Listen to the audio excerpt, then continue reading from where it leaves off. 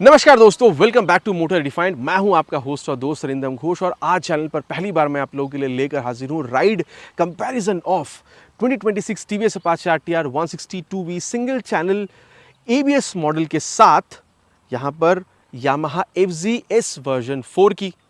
अब यहां पर आपको 150 सीसी मिल रहा है, 160 सीसी यहां पर आपको टीवीएस ऑफर कर रही है। आप कह सकते हैं कि यहाँ पर एक कन्फ्यूजन भी क्रिएट होता है क्योंकि दोनों काफ़ी ज़्यादा यहाँ पर मार्केट में बिकती भी है।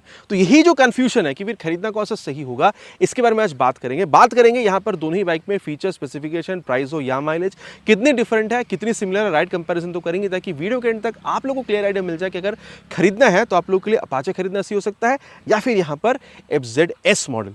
और दोस्तों आगे बढ़ने से पहले very special thanks to Rahul TVS Krishnanagar for providing me this Apache. बाकी वैसे तो यहाँ पर ये FZS मेरी दोस्त की है, लेकिन अगर आप लोग वेस्ट बंगाल के कृष्णनगर, रानाघाट या फिर अगर आप लोग शांतिपुर एरिया में रहते हैं, आप कोई भी यहाँ पर अगर आप यामाहा या फिर आप टीवीएस की प्रोडक्ट खरीदना चाहते हैं, शोरूम्स को डेफिनेटली कॉन्टैक्ट कर सकते हैं। डिटेल्स ऑलरेडी आप लोगों ने अपने स्क्रीन पर देख लिए। तो चलिए दोस्तों स्टार्ट करते हैं। दोस्तों राइड कंपैरिजन पे जाने से पहले हर वीडियो की तरह यहाँ पर मैं आप लोगों के साथ एक छोटी सी वॉक अराउंड शेयर करना चाहूँगा ताकि जो की डिफरेंसेस है दोनों बाइक में ये मैं आप लोगों को बता सकूँ। वैसे अगर आप लोग देख रहे हैं स्पोर्टी वाली जो फील है ये आप लोगों को यहाँ पर दोनों ही बाइक में मिल जाएगा। लुक की अगर बात करी जाए, बाकी अगर आप लोग देख रहे हैं दोनों ही बाइक में आप लोगों को यहाँ पर जो एलईडी हेडलैम्प का सेटअप है ये आप लोगों को मिल जाएगा। बाकी अगर आप लोग यहाँ पर FZ में देख रहे हैं तो आप लोग को एलईडी टर्न इंडिकेटर मिलेगा जो बल्ब की आप लोग को यहाँ पर अपाचे में मिल रहा है। बाकी अगर सस्पेंशन देखा जाए तो यहाँ पर एक बड़ा डिफरेंस मिलेगा। यहाँ पर अपाचे में आप लोग को 31 mm तक का टेलीस्कोपिक फोक मिल रहा है, वहीं अगर आप लोग FZ पर आ रहे हैं तो यहाँ पर आप लोग को 41 mm तक का टेलीस्कोपिक फोक मिल रहा है। एक बड़ा डिफरेंस है। दोनों में आप लोग को यहाँ पर ये फाइबर का मडगार्ड जो ये मिल जाएगा। टायर में भी डिफरेंस आपको मिलेगा। अपाचे में आप लोग को 90/90 सेक्शन तक का tyre with 17 inches of alloy wheel मिलेगा। यहाँ पर आप लोग को 100/80 सेक्शन तक का tyre with 17 inches of alloy wheel जो है ये आप लोगों को यहाँ पर बिल्कुल मिल जाएगा। बाकी अगर देख रहे हैं तो सिंगल चैनल ABS दोनों ही मॉडल में आज आप लोगों को यहाँ पर देखने मिला। लेकिन हाँ, अगर आप लोग अपाचे में आ रहे हैं तो डुअल चैनल ABS भी आप लोगों को इसकी टॉप मॉडल पर जाने से मिल जाता है। ठीक है, रेसिंग एडिशन पर भी आप लोगों को मिल जाएगा। बाकी दोस्तों देखिए कलर की अगर बात है तो FZS वर्जन 4 की ये कलर अभी आपको नहीं मिल रही है। इस ग्लॉसी ब्लैक की जगह मैट ब्लैक कलर आप लोगों को मिला, लेकिन स्पेसिफिकेशन पहले जो था अभी भी आप लोगों को बिल्कुल सिमिलर मिलेगा। अब अगर आप लोग देख रहे हैं तो दोनों में ही आप लोगों को यहाँ पर ये जो डिस्क है, यहाँ पर अगर आप लोग अपाचे में देख रहे हैं तो आप लोगों को 270 mm तक का पेटल डिजाइन वाला डिस्क जो ये आप लोगों को मिला। लेकिन अगर आप लोग यहाँ पर FZ देख रहे हैं तो 282 mm तक का नॉर्मल डिस्क जो ये आपको मिलेगा। यहाँ पर वाइब्रे कैलिपर है FZ में, यहाँ पर आपको नॉर्मल कैलिपर मिलेगा। लेकिन बात यह है सिंगल चैनल ABS तो दोनों में है, लेकिन ट्रैक्शन कंट्रोल सिस्टम आप लोगों को FZS में मिल जाएगा।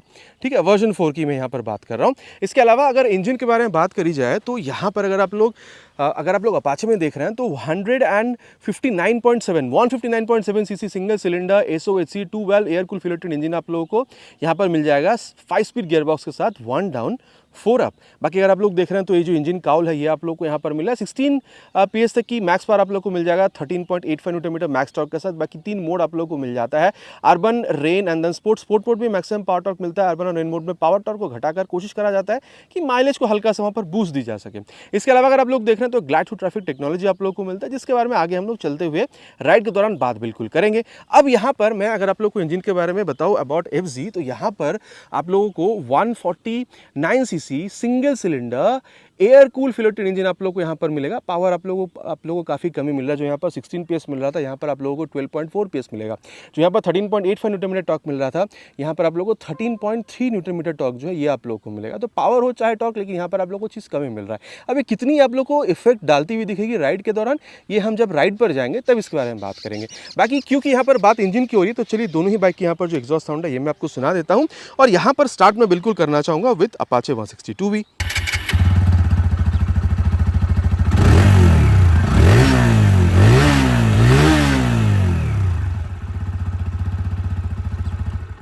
बाकी ये था साउंड ऑफ अपाचे 162V। अब मैं आप लोगों को यहाँ पर जो FZ है इसकी जो आवाज़ है ये भी मैं आप लोगों को बिल्कुल यहाँ पर सुनाना चाहूँगा।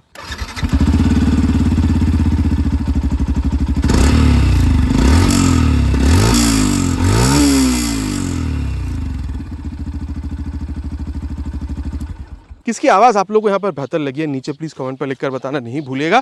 और अब जो रियर पोर्शन है यहाँ पर चलते हैं। दोनों में आप देख सकते हैं कुछ इस तरीके से जो टेल लैंप है ये आपको मिलेगा। LED turn indicator, bulb turn indicator already मैंने आप लोगों से कहा है। टायर अगर वहाँ पर है जो यहाँ पर आपको नहीं मिलेगा। बाकी यहाँ पर डिलीवरी लेते टाइम यहाँ पर आप लोगों को जो मडगार्ड है वो इंस्टॉल करा कर दिया जाता है। अब अगर आप लोग इसकी यहाँ पर टायर देख रहे हैं तो 120 mm तक का टायर, वहाँ पर 140 सेक्शन तक का टायर मिलता है। बाकी यहाँ पर रेडियल नहीं है, वहाँ पर आपको रेडियल मिलता है, तो डेफिनेटली चीज़ वहाँ पर आपको थोड़ा सा बेटर मिल रहा है। बाकी अगर आप लोग देख रहे हैं तो यहाँ पर आप लोगों को 200 mm तक की जो डिस्क है आप लोग यहाँ पर पर एक्सपेक्ट करिएगा, लेकिन अगर आप लोग वहाँ जा रहे हैं तो वहाँ पर आप लोग को 220 तक का जो डिस्क है ये आपको मिलेगा। वहाँ पर नॉर्मल डिस्क है, यहाँ पर आप लोगों को जो पेडल डिज़ाइन वाला डिस्क है ये आप लोगों को मिल रहा है। बाकी अगर ब्रेक सिस्टम की बारे में बात करी जाए, वहाँ पर आपको 220 का मिल रहा है, यहाँ पर आप लोगों को 200 तक का मिल रहा है, लेकिन यहाँ पर पेडल डिज़ाइन है, वहाँ पर आपको नॉर्मल मिल रहा है। अब सस्पेंशन में सबसे बड़ा डिफरेंस है, अगर आप अपाचे में आ रहे हैं तो आप लोग को यहाँ पर डुअल हाइड्रोलिक शॉक अब्जॉर्बर मिल जाएगा, लेकिन अगर आप लोग यहाँ पर एफजी में आ रहे हैं तो आप लोग को यहाँ पर एडजस्टेबल मोनोशॉक सस्पेंशन का सेटअप मिलेगा, और इस वजह से दोनों के हैंडलिंग में काफ़ी फर्क आता है, और इस बारे में हम लोग आगे चलते हुए बात करेंगे। बाकी सीट हाइट दोनों में आप लोग को यहाँ पर 790 mm के आसपास बिल्कुल मिल जाएगा। बाकी अगर हाइट आपकी 5'5", 5'6" तक की है तो दोनों को ही मैनेज करने में आपको प्रॉब्लम नहीं होनी चाहिए। बाकी कुशनिंग के बारे में दोस्तों आगे चलते हुए हम लोग बात राइड के दौरान करेंगे। अगर आप लोग देख रहे हैं तो यहाँ पर 13 लीटर तक की टैंक, वहाँ पर आप लोग को 12 लीटर तक का जो टैंक है ये कंपनी आप लोग को बिल्कुल ऑफर करती है। और माइलेज अगर आप लोग देख रहे हैं अपाचे में 45 km तक, यहाँ पर आप किसी सिचुएशन में 45+ तक भी आप लोग FZ-S में बिल्कुल एक्सपेक्ट कर सकते हैं। ग्राउंड क्लियरेंस 165, वहाँ पर आपको 180 तक का मिल जाता है, तो डेफिनेटली अपाचे के पास एक यहाँ पर एडवांटेज है। और वेट अगर आप देख रहे हैं अगेन बहुत ज़्यादा डिफरेंस नहीं है। अगर आप लोग अपाचे में देख रहे हैं, मतलब अगर आप FZ में देख रहे हैं तो 136 किलोग्राम का आपको मिलेगा, और यहाँ पर आप लोग को 139 किलोग्राम तक का आपको यहाँ पर समझ में आने वाला है। तो अब अगर मैं आप लोगों को यहाँ पर हैंडल बार और मीटर कंसोल के बारे में बताऊँ तो डेफिनेटली अगेन यहाँ पर बड़ा चेंज आप लोगों को मिल जाएगा। यहाँ पर आप लोगों को क्लिप ऑन मिल रहा है, वहाँ पर आपको नॉर्मल हैंडल बार मिल रहा है FZ में।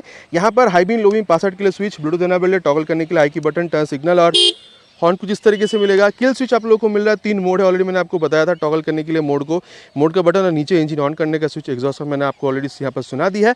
और अगर आप लोग देख रहे हैं तो यहाँ पर आप लोग को ये Bluetooth enabled digital meter console जो ये आपको मिलेगा। अगर आप लोग यहाँ पर ये स्मार्ट स्कैनर ऐप को मोबाइल में डाउनलोड करके थ्रू ब्लूटूथ इसके साथ जोड़ते हैं तो टर्मिनल नेविगेशन, कॉल, SMS सारी चीज़ें इस्तेमाल कर पाएंगे। इसके अलावा speed auto taco, gear position sensor सब कुछ आप लोगों को यहाँ पर देखने में मिल जाता है। और रियर व्यू मिरर दोस्तों कितनी अच्छी रियर व्यू दे रही है इसके बारे में आगे हम लोग चलते हुए बात करेंगे।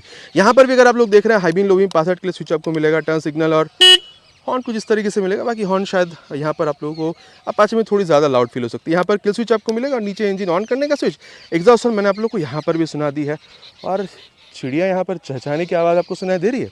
अच्छा, अब अगर मैं आप लोगों को बताऊँ तो यहाँ पर ये जो मीटर कंसोल है आप लोगों को ये MT-15 की याद बिल्कुल दिलाती है, हाई बड़ी। और यहाँ पर ये जो ऐप का जो ये नोटिफिकेशन ये आप लोगों को यहाँ पर दिख जाता है स्टार्ट करते वक्त। तो यहाँ पर भी अगर आप लोग वाई कनेक्ट ऐप को मोबाइल में डाउनलोड करके थ्रू ब्लूटूथ जोड़ते हैं तो नेविगेशन आप डायरेक्ट इस्तेमाल नहीं कर पाएंगे, लेकिन कॉल SMS आप लोग इस्तेमाल कर सकते हैं। बाकी वहाँ पर आप लोगों को आप कह सकते हैं अपाचे में आप लोगों को गियर पोजिशन सेंसर मिल रहा था जो यहाँ पर आपको नहीं मिल रहा है। यहाँ पर आप लोगों को ये जो टैकोमीटर है, स्पीडोमीटर है, फ्यूल गियर सेंसर और टाइम, ये सारी चीज़ें, और आप लोग को यहाँ पर ओडोमीटर, और अगर आप लोग देख रहे हैं तो यहाँ पर आप लोगों को ये जो ट्रिप A, B, ठीक है, ये सारी चीज़ें लीटर्स पर 100 किलोमीटर्स, मतलब जो एवरेज वगैरह है, ये सारी चीज़ें आप लोगों को यहाँ पर ये बता देती है। और अब अगर मैं आप लोगों को यहाँ पर प्राइस के बारे में बताऊँ तो दोनों में ऑलमोस्ट सिमिलर है। अगर आप लोग यहाँ पर FZ पर जा रहे हैं तो 1,49,000, यहाँ पर अगर आप लोग आ रहे हैं 1,48,600, 400 रुपये तक का डिफरेंस है। शायद इंडिया के किसी दूसरे स्टेट में आप लोगों को दोनों ही बाइक सेम प्राइस पॉइंट पर भी दिख जाए। तो देखिए मोटा मोटी दोनों बाइक में आप लोगों को चीज़ें मिल क्या रहा है इसके बारे में डिस्कस हो चुका है। चलिए अब राइड पर चलते हैं, फिर समझते हैं कि राइड डायनेमिक्स दोनों बाइक में कितनी डिफरेंट है।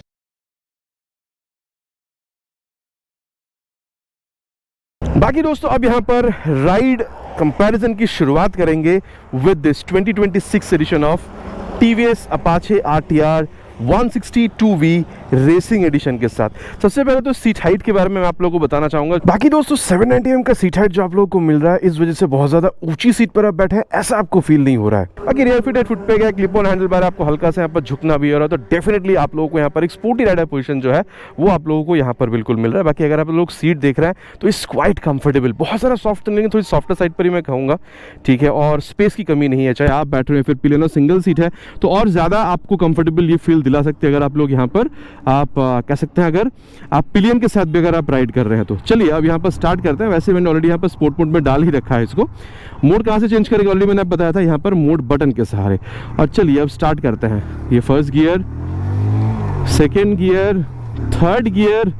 भाई देखो खिंचता तो है, इसमें कोई दुरा नहीं है कि बहुत बेहतरीन तरीके से खिंचता हुआ आप लोगों को नजर आता है, लेकिन वाइब्रेशन एक जेन्युइन इशू है, तो वो कितना सही है नहीं इसके बारे में बात करेंगे। पहले एक्सेलरेशन टेस्ट करेंगे उसके बाद, लेकिन उससे पहले जो मैं बताऊंगा आपको वो है अबाउट क्लच, जो कि आपको ऑन द मिड साइड मिलेगा, ना बहुत ज़्यादा सॉफ्ट ना बहुत ज़्यादा हार्ड। अगर आप लोग यहाँ पर ये गियर शिफ्टिंग देख रहे हैं, चाहे आप अप शिफ्ट देख रहे हो चाहे आप डाउन शिफ्ट देख रहे हो, आप लोगों को यहाँ पर थोड़ा सा एफर्ट तो देना होता है, ये तो बिल्कुल मतलब आप इसको मना नहीं कर सकते हैं। बाकी जैसे अभी बात हो रहा था यहाँ पर ये वाइब्रेशन वगैरह के बारे में, अभी मैंने कहा था एक्सेलरेशन टेस्ट करेंगे, तो चलिए पहले एक्सेलरेशन टेस्ट करते हैं, फिर यहाँ पर इसकी जो परफॉर्मेंस है उसके बारे में आगे बात करते हैं।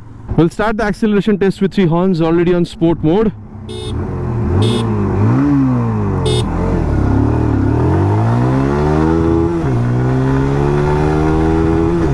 $60 crossed.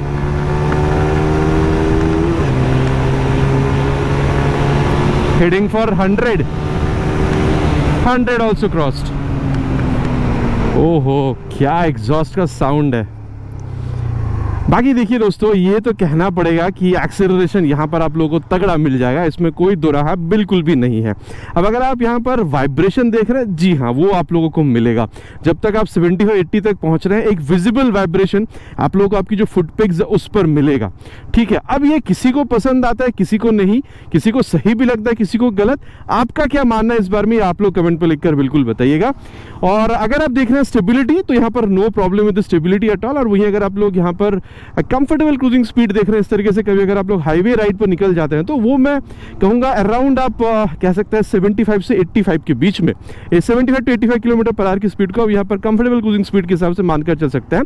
क्योंकि देखिए, स्टेबिलिटी का प्रॉब्लम तो आप टॉप स्पीड पर भी नहीं है, लेकिन वाइब्रेशन के हिसाब से मैं 75 to 85 के बीच में कह रहा हूँ। और वहीं अगर आप लोग यहाँ पर माइलेज देखते, ऑलरेडी मैंने आप लोगों से कहा है 40 से 45 के बीच में आप लोग यहाँ पर एक्सपेक्ट कर सकते हैं, स्पेशली अगर आप लोग यहाँ पर रेन या फिर अर्बन मोड में इसको अगर डालकर आप लोग चला रहे हैं तो। बाकी दोस्तों, अब यहाँ पर एक और चीज़ है जिसको company glad through traffic technology कहती है, ताकि आप लोगों को बेटर माइलेज दी जा सके। मतलब जब आप ट्रैफिक पर होते हैं, बहुत ज़्यादा क्लच थ्रॉटल गियर का इस्तेमाल करते हैं, माइलेज वहाँ पर गिर जाता है। तो उससे बचने के लिए आपको यहाँ पर क्या करना है, मान के चलिए आप यहाँ पर थर्ड गियर पर हैं और आप ट्रैफिक पर हैं, आप क्लच थ्रॉटल गियर को यहाँ पर आप छोड़ दिए हैं। अब देखिए, धीरे धीरे करके 14-15 का यहाँ पर स्पीड लेगी और आगे बढ़ती रहेगी, इंजन स्टॉल नहीं करेगी यहाँ पर। और अगर आपको स्पीड हल्का सा और बढ़ाना है, तो आप यहाँ पर फोर्थ गियर पर डाल के इसको आराम से क्लच थ्रॉटल रिलीज कर दीजिए। यहाँ पर ये 20-21 का स्पीड ले रही है, जो थर्ड गियर में 14-15 का स्पीड ले रही थी। तो यहाँ पर क्योंकि आप क्लच थ्रॉटल गियर बार बार यूज नहीं कर रहे हैं, तो यहाँ पर आप लोगों को माइलेज थोड़ा सा बेहतर मिलता है, अगर आप लोग इसको सही से यूज करते हैं ड्यूरिंग ट्रैफिक। और दोस्तों, अब राइड कंपेयर करेंगे। पहले हम लोगों ने यहाँ पर अपाचे 2V को देखा था, और अब हम लोग यहाँ पर जो यामाहा FZ सीरीज में मिलने वाली है जो वर्जन 4 है FZS की, इसको हम लोग यहाँ पर कंपेयर करेंगे। देखिए, बाकी सीटर आप लोगों को अपाचे में भी 790 का मिल रहा था, यहाँ पर भी आप लोगों को 790 का मिल, लेकिन बैठने पर ना शायद यही आप लोगों को थोड़ा सा ज़्यादा ऊंचा फील देगी। हाँ, जो मैं प्रैक्टिकल एक्सपीरियंस कर पा रहा हूँ वही मैं आप लोगों को बता रहा हूँ। बाकी रियर फिटेड फुट पेग यहाँ पर भी है, यहाँ पर आप लोगों को बहुत ज़्यादा झुकने की जरूरत नहीं है, और यहाँ पर हैंडल बार थोड़ा स्ट्रेट आपको मिलेगा अगर आप यहाँ पर अपाचे के मुकाबले देख रहे हैं तो। बाकी सीट अगर आप लोग देख रहे हैं तो यहाँ पर भी स्पेशियस है, यहाँ पर भी उतनी कंफर्टेबल है जितना आप लोग को अपाचे 160 में देखने को मिल रहा था। और चलिए अब यहाँ पर इसको स्टार्ट करते हैं। बाकी यहाँ पर एक चीज़ मिसिंग है, गियर पोजीशन इंडिकेटर जो है वो यहाँ पर आपको मिसिंग मिलेगा। ठीक है, तो ये फर्स्ट गियर पर हम लोगों ने इसको भी डाल दिया है, और ये सेकेंड गियर, थर्ड गियर। अब देखिए, मैं I will be very honest, देखिए सिंगल राइड जब आप कर रहे हैं ना, तो यहाँ पर आप लोगों को अच्छा खासा खिंचता हुआ नजर आएगा, लेकिन जब आप डुअल राइड कर रहे हैं तो आप लोगों को थोड़ा सा ज़्यादा थ्रॉटल देना होता है। बाकी अगर आप लोग एक्सीलरेशन देख रहे हैं तो किसमें कितना आप कह सकते हैं, मतलब कम ज़्यादा हो रहा है, ये हम लोग इसके एक्सीलरेशन टेस्ट करेंगे, उसके बाद बात करेंगे। लेकिन उससे पहले ये मैं आपको जो बताना चाहूँगा कि इसके अगर आप लोग क्लच देख रहे हैं ना, तो आप लोगों को अपाचे के मुकाबले यहाँ पर थोड़ा सा सॉफ्ट मिलेगा। देखिए, इन जनरल सॉफ्ट यहाँ पर भी नहीं है, मिड साइड पर ही है, ना सॉफ्ट ना हार्ड, लेकिन अपाचे के मुकाबले यहाँ पर थोड़ी सी सॉफ्टर है। इसके अलावा अगर आप लोग गियर शिफ्टिंग देख रहे हैं तो यहाँ पर अगेन मैं कहूँगा अपाचे के मुकाबले यहाँ पर आप लोगों को थोड़ा सा और ज़्यादा स्मूथ समझ में आ सकता है। गियर शिफ्टिंग की मैं यहाँ पर बात कर रहा हूँ। और अब चलिए, क्योंकि यहाँ पर ये गियर क्लच के बारे में बात हो रहा है, एक्सीलरेशन टेस्ट करते हैं, फिर यहाँ पर इसकी जो परफॉर्मेंस है इसके बारे में हम लोग आगे बात करते हैं। Will start the acceleration test with 3 horns.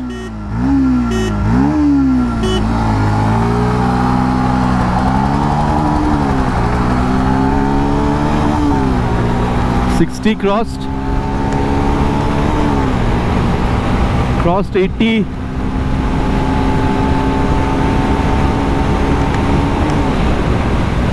and crossing 100। अब देखिए दोस्तों, जो सच है वही कहूँगा, सच के सिवा कुछ नहीं कहूँगा। देखिए, पहली बात जो आप लोगों को फील यहाँ पर होना चाहिए वो ये है कि इनिशियल जब आप देख रहे हैं तो डेफिनेटली आप लोगों को अपाचे में हल्की सी बेहतर मिलेगी, लेकिन इसका मतलब ये नहीं है इनिशियल स्पीड यहाँ पर आप लोगों को सही नहीं मिल रहा, यहाँ पर भी ठीक ठाक है।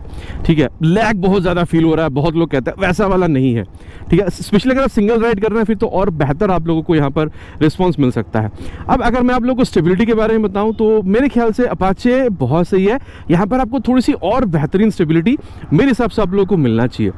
और अगर आप लोग यहाँ पर वाइब्रेशन, अगेन मैं कहूँगा अगर आप वाइब्रेशन देख रहे हैं तो मेरे ख्याल से यहाँ पर आप लोगों को 85 तक भी बहुत ज़्यादा फील नहीं हो रहा है। तो वाइब्रेशन या फिर स्मूथनेस की अगर बात करी जाए तो मैं कहूँगा स्मूथनेस के मामले में आप लोगों को यहाँ पर जो ये FZS वर्जन 4 है ये थोड़ी सी और बेहतर फील आपको बिल्कुल यहाँ पर निकाल कर दे सकती है, ठीक है। और अगर आप यहाँ पर मैं कहूँगा अगर आप यहाँ पर माइलेज देख रहे हैं तो मैं कहूँगा अपाचे के मुकाबले यहाँ पर आपको हल्की सी बेहतर मिलनी चाहिए। बहुत ज़्यादा डिफरेंस शायद ना हो, लेकिन हल्की सी बेहतर आप लोगों को यहाँ पर मिल जानी चाहिए। बाकी यहाँ पर अगर मैं आप लोगों को बताऊँ तो एक कंफर्टेबल क्रूजिंग स्पीड में आप लोग को 85 प्लस भी कहूँगा, क्योंकि यहाँ पर बहुत ज़्यादा आप लोगों को वाइब्रेशन वाली फील मिलती नहीं है, in fact even at the speed of 85। बाकी यहाँ पर आप लोगों को वो मतलब GTD वाला जैसे कोई चीज़ है तो आप लोग यहाँ पर मिल नहीं रहा, डेफिनेटली ये एक प्लस पॉइंट है यहाँ पर अपाचे के पास। बाकी दोस्तों देखिए एक बात तो आप लोगों को मानना पड़ेगा कि अगर आप इनिशियल स्पीड देख रहे हैं तो आप लोगों को अपाचे में थोड़ी सी बेहतर मिल जाएगी, अब वहाँ पर पावर भी ज़्यादा होनी भी चाहिए। और अगर आप टॉप स्पीड देख रहे हैं फिर भी आप लोगों को अपाचे में हल्की सी बेहतर ही फील होगी, ठीक है। अब वो स्पीड के मतलब जो पावर वहाँ पर ज़्यादा मिल रहा है उस वजह से आप लोगों को वहाँ पर वो चीज़ फील होना लाजमी है। लेकिन मैं कहूँगा जनरल अगर आप चलाना चाहते हैं अच्छी सी बाइक जहाँ पर ठीक ठाक स्पीड मिले, अच्छी खासी ब्रेकिंग मिल जाए, बेहतरीन आप लोगों को सेफ्टी मिले, मेरे ख्याल से यहाँ पर भी स्पीड में कमी आप लोगों को नहीं फील होनी चाहिए, अनलेस आप बहुत ज़्यादा स्पीड एक्सपेक्ट ना कर रहे हो तो।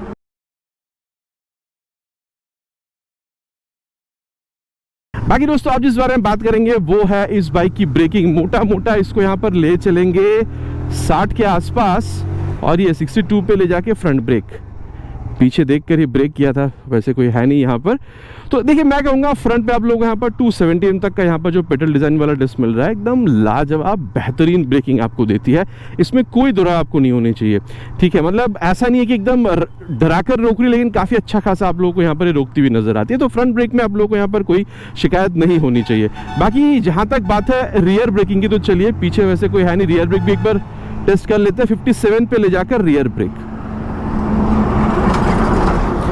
बाकी देखिए मैं आप लोगों से ये कहूंगा कि रियर ब्रेक में अभी तो ABS नहीं है, लेकिन अभी यहाँ पर आप लोगों को ये जो 2 सिम तक का जो डिस्क मिल रहा है वहाँ पर भी आप लोगों को काफ़ी अच्छा खासा रिस्पांस मिल रहा है। अब इन जनरल तो देखिए प्रोग्रेसिव ही है, जब आप रियर ब्रेक पे पैर रख रहे हैं हल्की सी यहाँ पर स्पीड स्लो डाउन होता हुआ नजर आ रहा है, लेकिन रिस्पांस जो है वो जो स्पीड स्लो हो रही है वो आप लोगों को समझ में आ रहा है, ठीक है। इन जनरल आप कह सकते हैं कि प्रोग्रेसिव ही है। बाकी अब बेस्ट ब्रेकिंग होता है अगर आप लोग रियर के संग संग बाद फ्रंट ब्रेक को प्रोपोर्शनली अप्लाई करते हैं, तो पीछे वैसे कोई है नहीं। एक बार इसको ले चलते हैं 60 के ऊपर और ये 67 पे ले जाके रियर विद फ्रंट। देखिए ओवरऑल ब्रेकिंग अगर आप लोग देख रहे हैं यहाँ पर आप लोगों को लाजवाब मिल जाएगा, इसमें कोई दुरहा नहीं है। और दोस्तों आप जिस बारे में बात करेंगे वो है इस बाइक की ब्रेकिंग। पीछे वैसे कोई है नहीं, तो चलिए इसको अराउंड ले चलेंगे 60 के ऊपर और ये 66 पे ले जाके फ्रंट ब्रेक। देखिए मैं कहूँगा अगर आप लोग फ्रंट ब्रेकिंग यहाँ पर मतलब वहाँ पर 270 थी, यहाँ पर 282 mm की है। एक बार दोबारा अगर मैं आप लोगों को यहाँ पर कर बताऊँ, ये दोनों में देखिए दोनों में थोड़ा सा डिफरेंस आपको मिलेगा। वैसे मैं कहूँगा दोनों में ही काफ़ी सही है, लेकिन डिफरेंस आप लोगों को इतना मिल रहा है कि अपाचे में आप लोगों को थोड़ा सा जल्दी रिस्पांस मिल रहा था, यहाँ पर रिस्पांस आप लोगों को हल्का सा देर मिल रहा है। अब देखिए मैं ये नहीं कहूँगा कि मतलब ये खराब है, ये भी उतनी ही बेहतरीन है, लेकिन रिस्पांस क्विक आप लोगों को आप कह सकते हैं फ्रंट ब्रेक में आप लोगों को अपाचे में थोड़ा जल्दी मिल रहा था। लेकिन अगेन कहूँगा यहाँ पर भी लाजवाब ब्रेकिंग है, कोई प्रॉब्लम नहीं है। अब रियर जो ब्रेक है इसको भी हम लोग एक बार यहाँ पर टेस्ट कर लें। ये देखिए रियर ब्रेक तो अगर मैं आप लोगों को बताऊं तो प्रोग्रेसिव, जैसे मैंने आपको वहाँ कहा था यहाँ पर भी प्रोग्रेसिव ही है, लेकिन मैं ये कहूँगा कि ये जो जल्दी रिस्पांस कर रही है कि आज जब रियर ब्रेक पे पैर रख रहे हैं स्पीड जो हल्की स्लो डाउन हो रही है, वो किस में आपको ज़्यादा फील हो रहा है, मैं कहूँगा यहाँ पर आप लोगों को थोड़ा सा ज़्यादा वो फील हो सकता है, ठीक है। देखिए ऑलमोस्ट सिमिलर ही है, लेकिन मैं जो एग्जैक्ट जो आप लोगों को डिफरेंस मिल सकता है वो मैं आप लोगों को बता रहा हूँ। अब अगर मैं आप लोगों को बताऊँ यहाँ पर रियर के संग संग बाद फ्रंट ब्रेक को अप्लाई कर तो ये पीछे वैसे कोई है नहीं और ये 62 पे ले जाके रियर विद फ्रंट।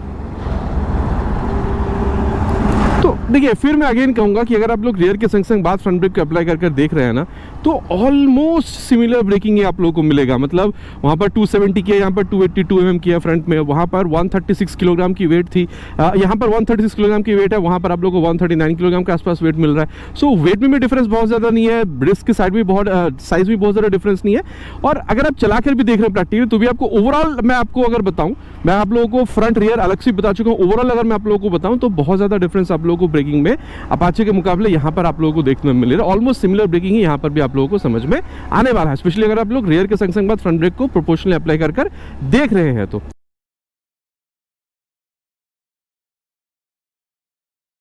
सस्पेंशन की बात करते हैं, यहाँ पर फ्रंट पे आप लोग को टेलीस्कोपिक, रियर में आप लोग को डुअल हाइड्रोलिक शॉक अब्जॉर्बर मिल रहा है।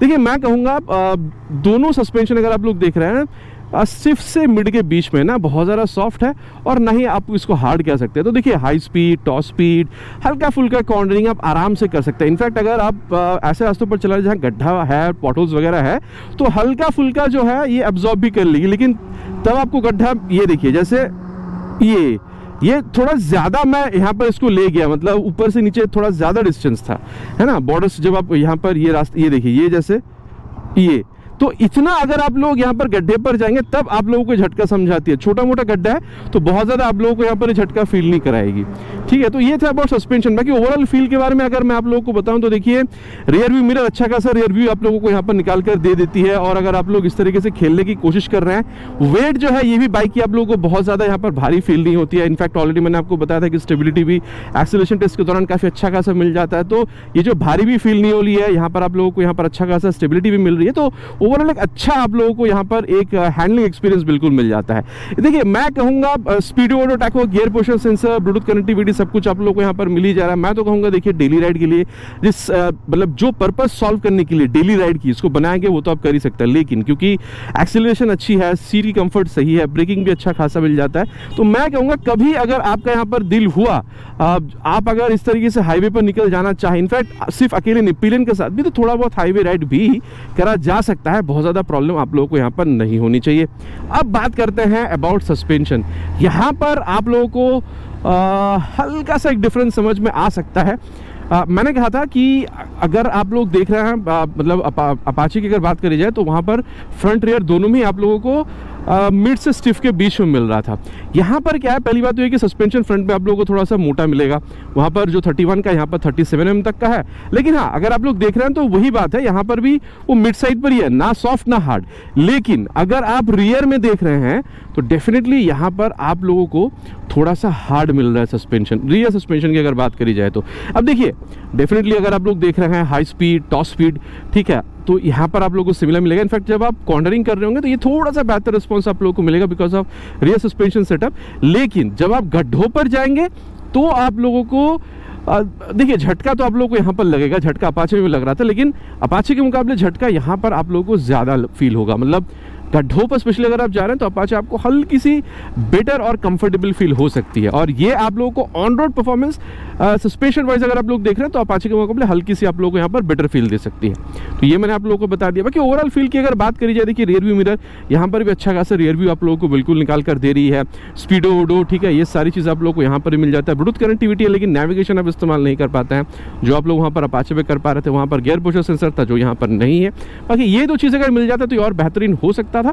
इसके अलावा अगर आप लोग देख रहे हैं, देखिए सिटी यूज आप दोनों में ही करेंगे, चाहे आप अपाचे देख रहे हो चाहे आप ये वाली बाइक देख रहे हो। लेकिन मैं कहूँगा अगर आप मतलब अगर ओकेशनल लॉन्ग राइड की अगर बात करी जाए तो क्योंकि यहाँ पर आप ना के बराबर झुक रहे हैं, अब स्पेस में तो कमी यहाँ पर भी नहीं है, कंफर्टेबल यहाँ पर भी है। अगर आप पिलियन के साथ भी राइड करना चाहें, ओकेशनल अगर आप लोग लॉन्ग राइड पर निकल रहे हैं ना, तो मेरे ख्याल से जिस तरीके से आपको कंफर्ट मिल रहा है ये बाइक आप लोगों को थोड़ा सा और ज़्यादा कंफर्टेबल फील हो सकती है अगर आप अपाचे के मुकाबले देख रहे हैं तो। बाकी वहाँ पर स्पीड थोड़ी सी आप लोगों को बेहतर मिलेगी, वो मैंने ऑलरेडी आप लोगों से कही हुई है। अब देखिए दोनों ही बाइक में क्या है नहीं है मैंने आप लोगों को यहाँ पर कंप्लीटली बता दिया। चलिए अब चलते हैं कंक्लूजन पर, फिर जाकर बात करेंगे कि फिर आप कह सकते हैं क्राइटेरिया वाइज दोनों में से आप लोगों के लिए खरीदना कौन सा सही हो सकता है। दोस्तों अब ये सत्यवचन की घड़ी, कंक्लूजन का समय कि फिर दोनों में से खरीदना आप लोगों के लिए सही कह सकता है। देखिए प्राइस तो मैंने ऑलरेडी आपको बताया है 1,49,000, यहाँ पर 1,48,600, 400 रुपये का डिफरेंस है। शायद इंडियन किसी किसी स्टेट में दोनों बाइक आप लोगों को सिमिलर प्राइस पॉइंट पर भी मिल जाए। देखिए मैं कहूँगा यहाँ पर एक ब्रांड परसेप्शन जो है वो मैटर करेगा। अगर आप चाहते हैं यामाहा की रिलायबल इंजन, ये वाली टर्म अगर आप चाहते हैं मुझे बहुत ज़्यादा यहाँ पर एक्सेलरेशन वगैरह से मतलब नहीं है, ठीक ठाक एक्सेलरेशन होना चाहिए, ब्रेकिंग अच्छी होनी चाहिए, सेफ्टी में TCS ट्रैक्शन कंट्रोल भी चाहिए, टायर्स वगैरह और चौड़े होने चाहिए ताकि आपको ग्रिप और अच्छी मिले, आपको माइलेज भी 45 किलोमीटर या फिर उससे ज़्यादा आपको चाहिए, ब्लूटूथ भी आपको चाहिए, कॉल SMS ये सब ये आप फीचर्स वगैरह के लिए, और आप चाहते हैं कि आप फैमिली के साथ मतलब स्पेशली अगर आप पीछे लेडीज़ को बिठाकर चलाना चाहते हैं एक कंफर्टेबल सीट और आप लॉन्ग राइड को भी प्रेफर कर रहे हैं, मेरे ख्याल से आप लोगों के लिए यहाँ पर अप्रॉक्स आप कह सकते हैं 1.5 लाख की बजट में ये जो FZS वर्जन 4 है ये आप लोगों के लिए एक बढ़िया प्रोडक्ट बन सकता है। लेकिन आप चाहते हैं कि यही प्राइस पॉइंट, यही सिमिलर प्राइस पॉइंट पे आपको ज़्यादा एक्सेलरेशन चाहिए, ठीक है, आपको ज़्यादा फीचर चाहिए, जैसे कि आप कॉल SMS अलर्ट के साथ आप कह सकते हैं यहाँ पर ये नेविगेशन हो गया, या फिर ये जो आप कह सकते हैं यहाँ पर गियर पोजिशन सेंसर वगैरह हो गया, आपको टॉप स्पीड थोड़ी सी और ज़्यादा चाहिए, ठीक है। इन सारी चीज़ों की वजह से अगर आप, और ये भी कह सकते हैं कि थोड़ा सा आपको और वो बेसियस साउंड भी चाहिए एग्जॉस्ट में से, और इन सारी चीज़ों की वजह से अगर आप सिमिलर प्राइस पॉइंट पर ओवर अपाचे अगर आप मतलब ओवर अगर आप FZ अगर आप अपाचे भी खरीद रहे हैं तो भी मेरे ख्याल से एक अच्छी प्रोडक्ट आप खरीद रहे हैं, इसमें भी प्रॉब्लम मेरे हिसाब से आपको नहीं होनी चाहिए। लेकिन हाँ, यहाँ पर अगर आप अपाचे पर आ रहे हैं थोड़ा सा झुक के आपको बैठना होता है, स्पोर्टी स्टाइल यहाँ पर आपको ज़्यादा मिलेगा, ज़्यादा कंफर्टेबल नेचर आपको यहाँ पर FZS वर्जन 4 में आप लोगों को मिल जाएगा। देखिए दोनों, मैं हमेशा कहता हूं जब भी मैं कंपैरिजन लेकर आता हूं कि हर एक बाइक के स्कूटर में अपनी अपनी खासियत होती है, दोनों में क्या है मैंने आपको बता दिया, दोनों और कहां अच्छी हो सकती थी ये भी मैंने आप लोगों को बता दिया, दोनों में कंपैरिजन कर कर। बाकी आप लोग अब क्या समझ रहे हैं आफ्टर दिस कंपैरिजन रिव्यू, आप लोग यहां पर अपाचे खरीदने वाले हैं या फिर यहां पर FZS? नीचे कमेंट पर लिखकर बताना नहीं भूलिएगा, इस पर रिक्वेस्ट। आशा करता हूं वीडियो आप लोगों को पसंद आई, अगर पसंद आई है तो प्लीज वीडियो में एक लाइक, चैनल पर अगर आप लोग पहली बार आ रहे हैं तो प्लीज सब्सक्राइब करिएगा, आप लोग सब्सक्राइब नहीं करते हैं, इससे मोटिवेशन बढ़ता है। बहुत जल्द मिलेंगे चैनल पर इसी तरीके से नए वीडियो में बाइक का स्कूटर के साथ। Till then ride safe and जय हिंद।